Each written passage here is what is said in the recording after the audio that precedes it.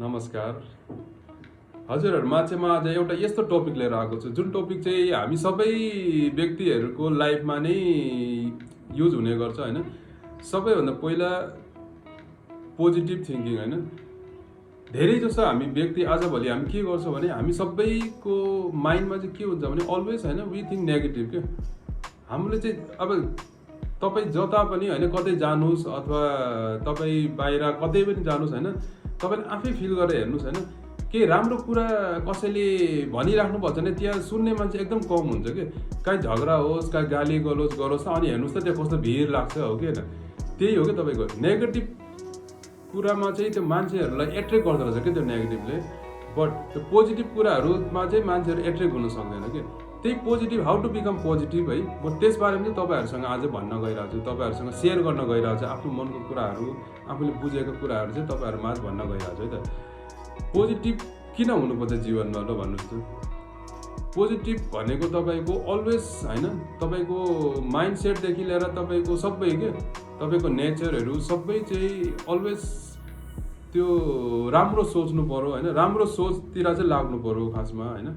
आजभोलि हाम्रो नेगेटिभ चारैतिर नेगेटिभ एनर्जी छ के अहिले तपाईको हैन जो पनि हेर्नुस् तपाईको तपाईले राम्रो कुरा सिकाउने व्यक्ति एकदम कमै होलान् हैन जो पनि नराम्रै सिकाउने मात्रै छन् के आजभोलि धेरै जसो त्यसैले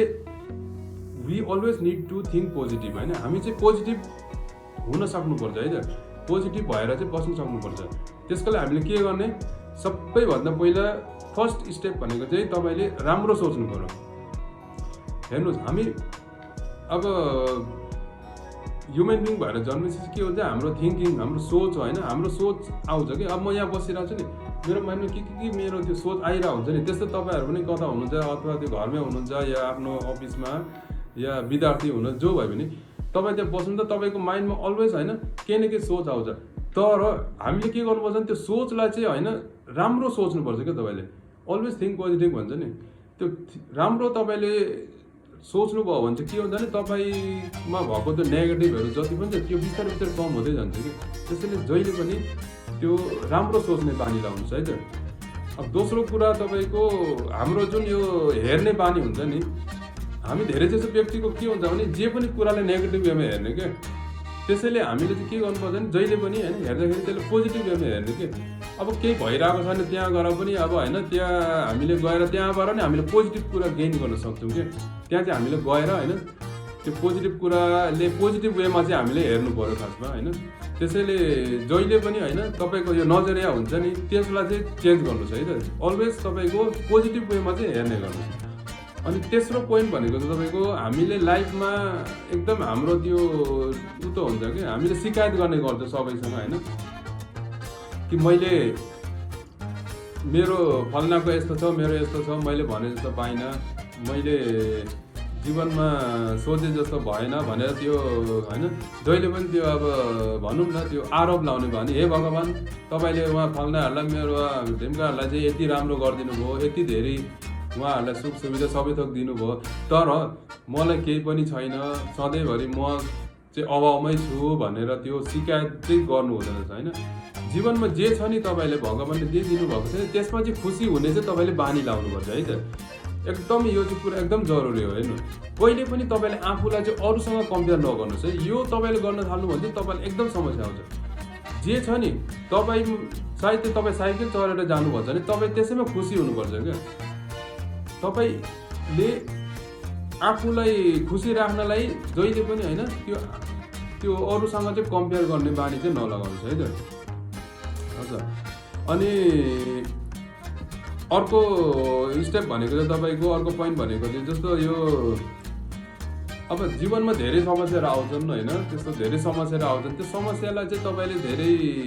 डिपली लिनु हुँदैन त्यो समस्यालाई चाहिँ कसरी हुन्छ के हुन्छ सकेसम्म आफूले समाधान गर्ने है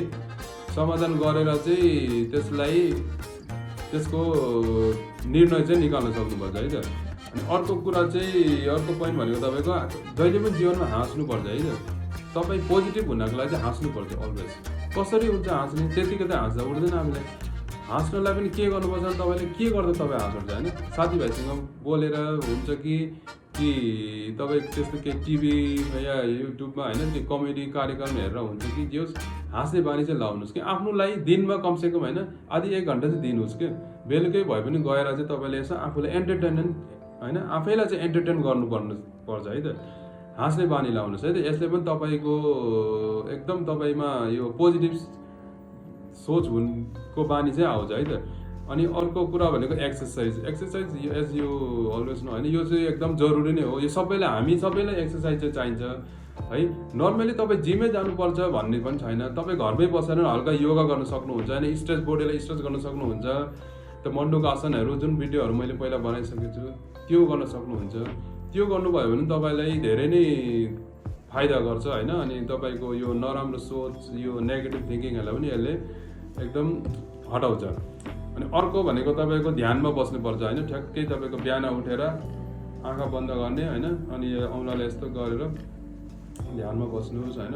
जतिसम्म बस्नुहुन्छ एकदम ध्यानमा बस्ने केही नसोच्ने माइन्डलाई रिल्याक्स राख्ने अनि ध्यानमा कमसेकम पनि दिनको सधैँ 10 मिनट चाहिँ तपाईँ बस्नु सक्नुभयो भने यसले पनि तपाईँको त्यो माइन्डमा चाहिँ अलवेज त्यो पोजिटिभ कुराहरू चाहिँ आउने गर्छ है त अनि सबैभन्दा लास्ट स्टेप भनेको चाहिँ तपाईँको हामी सबैले अलवेज होइन अरूलाई चाहिँ प्रोत्साहित गर्न सक्नुपर्छ है त एन्करेज गर्नुपर्छ अरूलाई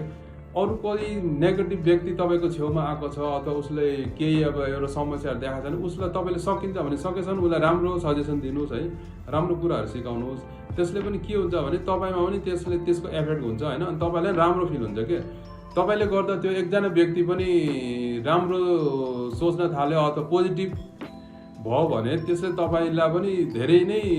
राम्रो फिल हुन्छ अनि त्यसले गर्दा तपाईँमा पोजिटिभ थिङ्किङ आउँछ हस् त धन्यवाद मेरो च्यानललाई सब्सक्राइब गरिदिनुहोस् अनि तलको बेल आइकनमा क्लिक गरिदिनुहोस् अनि म तपाईँहरूमा चाहिँ यस्तै राम्रो पोजिटिभ कुराहरू लिएर आउँछु है त धन्यवाद